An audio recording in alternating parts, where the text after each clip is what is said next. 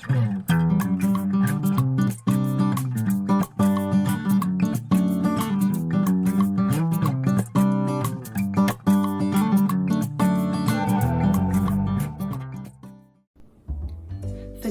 gaan ek en Tier vir julle vertel van die storie van Abraham en Isak.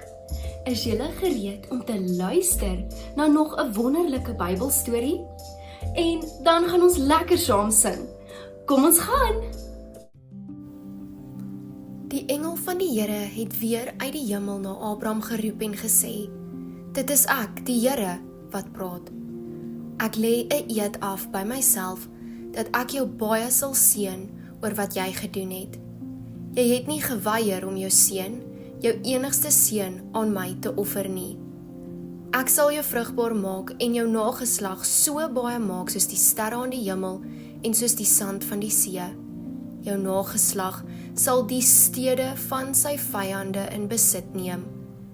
In jou nageslag sal al die nasies van die aarde geseën wees, want jy het my gehoorsaam."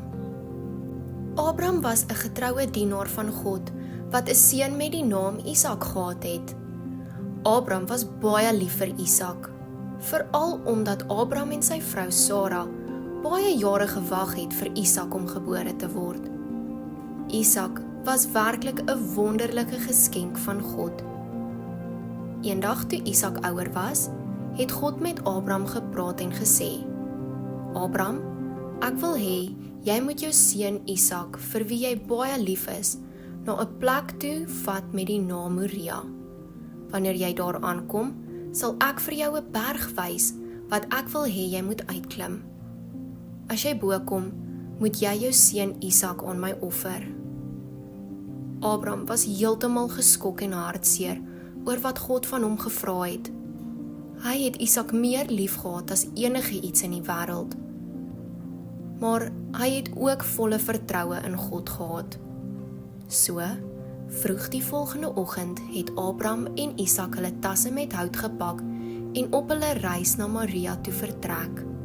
Terwyl hulle gestap het, het Isak gesien sy pa lyk baie hartseer. Hy het gevra: "Pa, ons het die vuur en die hout, maar waar gaan ons die lam vir die offer kry?" Abraham het geantwoord: "God self sal die lam voorsien, my seun." Toe hulle by die berg kom, het Abraham 'n altaar gebou en die hout daarop neergesit. Toe het hy sy seun Isak vasgebind en hom bo op die hout neergesit. Net toe Abraham op die punt was om sy seun te offer, het die engel van die Here uit die hemel na hom uitgeroep en gesê: "Abraham, Abraham, moenie aan jou seun raak nie." Nou weet ek dat jy God vrees, omdat jy jou seun, jou enigste seun, nie van my wou teruggehou het nie.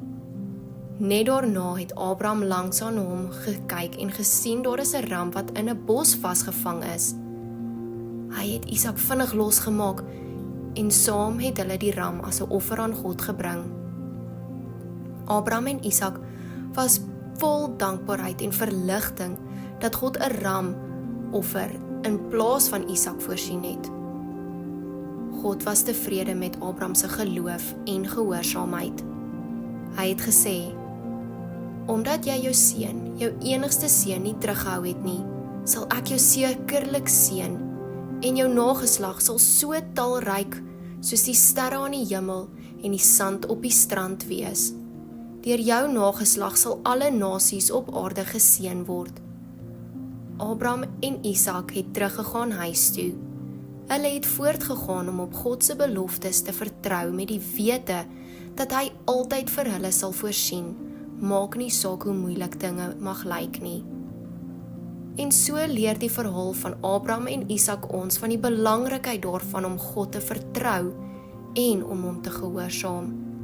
Dit herinner ons daaraan dat God altyd by ons is, selfs in die moeilikste tye, en dat hy in ons behoeftes sal voorsien.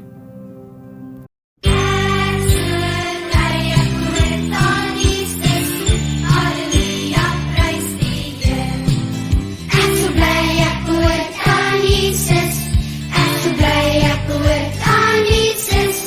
Ek so bly